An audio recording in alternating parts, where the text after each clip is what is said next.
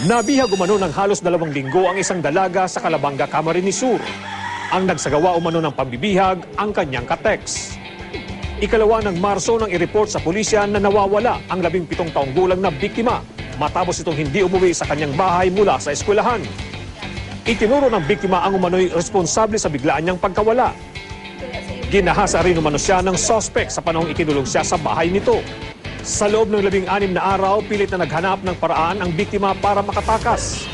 At nito lang Martes, nakiusap ang dalagitan na sumama sa nanay ng suspect na pumunta sa palengke. Nagkunwari umano siyang bibili ng maisusuot na damit. Dito na umano nakahanap ng pagkakataon ng dalagita para makatakas. Nakapulusot ang ate. Lugar nakakuan siya, nakadulag siya. Tuman sa ina. Ang ina, alleged na mawidro ng kwarta somewhere in Erika. Dahil wala ng mga magulang ang biktima, tanging ang mga tiyahin at lola nito ang nag-aaruga at nagpapaaral sa kanya. Kilala bilang mabait at tahimik na bata ang biktima. Hindi raw ito halos lumalabas ng bahay kung walang pasok sa eskwela. Kaya imposible umanong naglayas ito. Tigdukot po siya talaga. Dahil man po naglayas ta, kung naglayas man po, di dapat may darambado. Pirmisa na siyang nakatulong dyan sa indang harong pag halimbawa.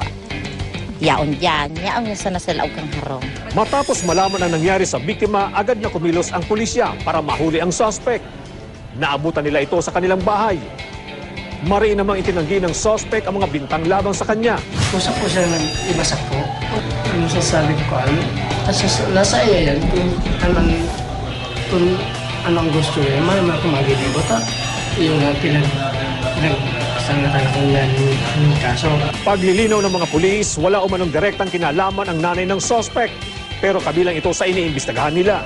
Dahil man nag-aram ang ina, dahil ang pag-aram ang ina, siguro, kailusyon ining babae.